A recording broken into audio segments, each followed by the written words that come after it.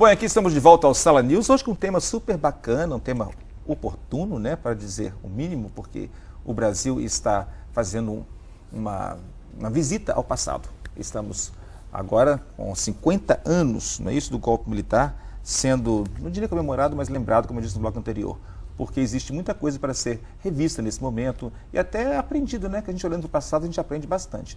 Bom, com o professor Vitor, que é o nosso convidado especial aqui hoje, professor da UFES, um homem que tem um banco de dados incrível aqui na cabecinha dele, não é? Está nos ajudando aqui a entender e desvendar os mistérios por trás deste golpe. No bloco anterior, falamos que os Estados Unidos deu uma ajudinha extra aí e ficou meio que preparado para qualquer eventualidade no dia do golpe, né? O que não precisou, o que não aconteceu. Ok. E por que o Brasil estava tão insatisfeito com o presidente de então? Essa é uma questão interessante, porque não estava insatisfeito. Não estava? Não. Por que a sociedade civil não se rebelou? Pois é, recentemente foi divulgada uma pesquisa de opinião pública feita à época e que mostrava o amplo apoio da população a algumas bandeiras defendidas pelo João Goulart, dentre elas as mais famosas, as chamadas reformas de base, das quais a reforma agrária era a mais polêmica e talvez a mais importante pelas consequências de um país que naquela época era agrário muito mais do que urbano. Não é? E também uma eleição que a gente teria em 65, presidencial. É bom lembrar que Jânio Quadros havia sido eleito em 60, tomou posse em 61, renunciou em setembro daquele ano e assumiu João Goulart, o que foi deposto.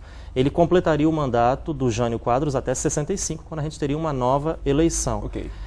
E às vésperas do golpe, essas mesmas pesquisas de opinião pública mostravam não só o apoio às reformas, como o amplo apoio que João Goulart teria para a eleição de 65, para a qual ele, constitucionalmente, não poderia se eleger, se candidatar, porque não havia o Instituto da Reeleição no Brasil. Okay. Então, quando a gente, voltando à sua pergunta, fala que o presidente não tinha tanto apoio, por isso houve o golpe, isso é uma meia-verdade. Né? Havia, sim, talvez uma ampla mesmo parcela da população que apoiava, de fato, o presidente. Mas havia, como em toda a sociedade, amplos setores também organizados que eram contrários a essas reformas de base, eram contrários a uma série de coisas que aconteciam no Brasil à época. É bom lembrar que o contexto era muito diferente, a gente vivia numa Guerra Fria, havia um certo receio de civis, de militares, de uma possível cubanização do Brasil, comunização do Brasil. Olha que assunto atual. Afinal, a gente vivia num momento em que existia a União Soviética,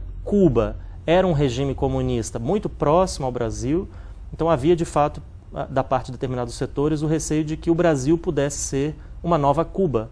Né?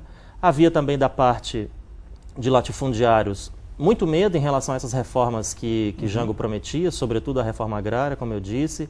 Havia setores mais conservadores que se incomodavam com supostos valores contra a família, contra o cristianismo que Jango defendia.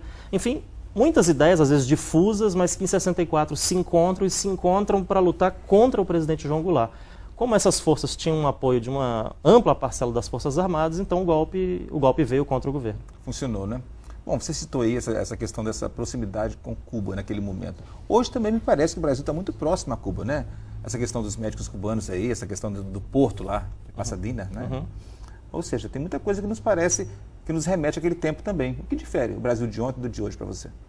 Nessa questão, Cuba.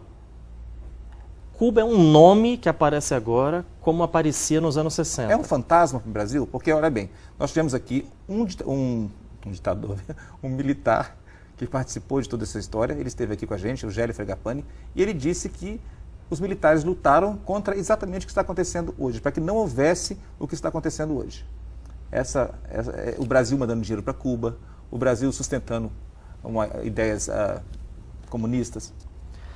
Eu concordo que os militares lutaram contra a cubanização do Brasil, mas eu pessoalmente discordo que o Brasil hoje esteja num caminho de cubanização. Porque pensar cubanização significa imaginar que o Brasil está se convertendo numa nova Cuba. Ideologicamente, talvez? Não, mas veja, pelo menos veja como eu estou olhando o caso. Hoje, Cuba não tem o peso que tinha nos anos 60. Então, não é o Brasil que está, de alguma maneira, abaixo, não é?